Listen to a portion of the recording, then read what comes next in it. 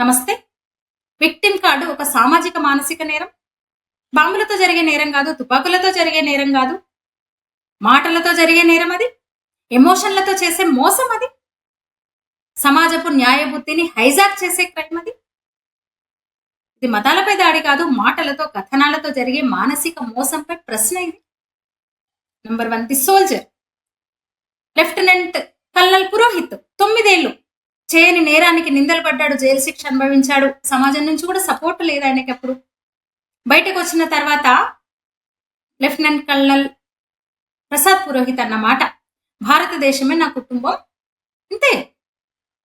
కానీ దేశాన్ని నిందించలేదు, వ్యవస్థను దూషించలేదు, మతాన్ని కవచంలా వాడుకోలేదు. అది క్యారెక్టర్, అది దేశభక్తి. The authority. రెండోది ది అథారిటీ. 10 ఏళ్ళు దేశంలో రెండో అత్యున్నత పదవిని అనుభవించాడు. పవరు, గౌరవము, ఇన్ఫ్లుయెన్సింగ్ అన్ని. పదవి ముగిసిన తర్వాత ఆయన అన్న మాట ఏంటో తెలుసా? భారతదేశం ముస్లింలకు సురక్షితం కాదు. హమీద్ అన్సారీ, భారత ఉపరాష్ట్రపతి హమీద్ అన్సారీ అన్నమాట, మాజీ ఉపరాష్ట్రపతి. అంటే పదవిలో ఉన్నప్పుడు సురక్షితమైంది, రెండవ అత్యున్నత పదవిలో ఉన్నప్పుడు సురక్షితమైంది భారతదేశం, పదవి పోయిన తర్వాత సురక్షితం లేదు. ఇది అభిప్రాయం కాదు, కథన నిర్మాణం, narrative engineering. Number 3 the stardom. Mohammed Azharuddin captain చేశారు, టీమిండియా కెప్టెన్. దేవుడిలా ఆరాధించారు. ఈ దేశ ప్రజలు కోట్లాది మంది భారతీయులు, యూతే కదా, అన్ని వయసుల వాళ్ళు, అన్ని వర్గాల వాళ్ళు, అన్ని మతాల వాళ్ళు, అన్ని ప్రాంతాల వాళ్ళు. మ్యాచ్ ఫిక్సింగ్ బయటపడగానే, తప్పు చేసి బయటపడగానే నా మతం వల్ల నన్ను టార్గెట్ చేశారు అన్నాడు. సంజయ్ దత్ స్టార్, హిట్ మీద హిట్. 1993 కేసులో అరెస్ట్ అయ్యాడు. అక్రమ మారణాయుధాలు కలిగి ఉన్న కేసులో అరెస్ట్ అయ్యి తనన్న మాట, నా తల్లి ముస్లిం కాబట్టే నన్ను టార్గెట్ చేశారు, అడ్డంగా దొరికిపోయాడు. ఆర్యన్ ఖాన్, సూపర్ స్టార్ షారూక్ ఖాన్ కొడుకు, డ్రగ్స్ కేసులో విచారణ ఎదుర్కొన్నప్పుడు డ్రగ్స్ తో కేసులో ప్రమేయం ఉంది, బయటపడ్డాడు. మతం ఆధారంగానే టార్గెట్ చేశాడు. అంటే విజయం వరిస్తే నీ టాలెంట్, విచారణ మొదలైతే నీ మతం, అకౌంటబిలిటీ మొదలైతే మత ప్రత్యక్షం అవుతుంది. ఇదే psychological switch. Number 4 the composer. దేశం ప్రేమించింది, ప్రభుత్వాలు గౌరవించినాయి 5 నేషనల్ అవార్డ్స్. అటల్ బిహారీ వాజ్పేయి ప్రధానిగా ఉండగా 2, నరేంద్ర మోదీ ప్రధానిగా ఉండగా 3, యూపీఏ హయాంలో 0.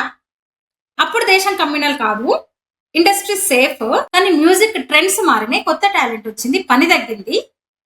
అప్పుడే వినిపించిన డైలాగ్ ఏంటి? కమ్యూనల్ కారణంగా, నా మతం కారణంగా నాకు పని తగ్గింది, నాకు అవకాశాలు తగ్గినాయి. ఇది నిజంగా వివక్ష అయితే ఇంత కెరీర్ ఎట్లా నడిచింది అంతకాలం? ఇన్ని దశాబ్దాలు ఎట్లా పూజలు అందుకున్నాడు? దేశం నిన్ను నెత్తిన పెట్టుకున్నప్పుడు లేని వివక్ష నీ ట్యూన్లు పాతబడగానే పుట్టుకొచ్చిందా? 5th the mask. అంటే బయట సెక్యులర్ ముసుగు, లోపల ఒక బొట్టును కూడా భరించలేని అసహనం. తల్లి కస్తూరి నుంచి కరీమా బేగంగా మారిన తర్వాత ఒక హిందూ కవి ఇంటికి వెళ్తే బొట్టు తీసేయమన్న సంస్కారం. అంటే సెక్యులర్ ముసుగులో మతోన్మాదం.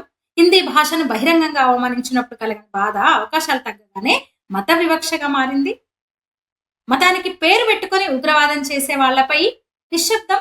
అంటే ప్రతిభ తగ్గినప్పుడు వాడుకునే ఆఖరి ముసుగు victim card. Number 6 the crime. ఇది ఎవరి మతం చేసిన నేరం కాదు, ఇది ఎవరి జాతి చేసిన నేరం కాదు, ఇది విక్టిమ్నెస్ ను ఆయుధంగా మార్చిన నేరం. విజయం నా ప్రతిభ, పతనం మీ వ్యవస్థ. నిజంగా ఇది సమాజానికి చేసిన మోసం, ఇది నిజమైన వివక్ష బాధితులపై చేసిన అన్యాయం. ఎందుకంటే నిజమైన బాధితుల గొంతును ఈ నకిలీ విక్టిమ్ కథనాలు నొక్కేస్తే. Final shot. స్టార్లు వస్తారు పోతారు, అవార్డులు వస్తాయి పోతాయి, వేల మంది రెహమాన్లు వస్తారు పోతారు, కానీ ఈ గడ్డ మీద శివాజీ, శంభాజీల పౌరుషం చిరస్థాయిగా ఉంటది. బాధ్యత మొదలైన చోట విక్టిమ్ కార్డు డ్రామా మొదలవుతుంది. ఇది యాదృచ్ఛికం కాదు, ప్లాన్ చేసిన సామాజిక మానసిక నేరం ఇది. ఇక్కడ బాధితులు లేరు, బాధితులల్లా నటించే నిందితులు మాత్రమే.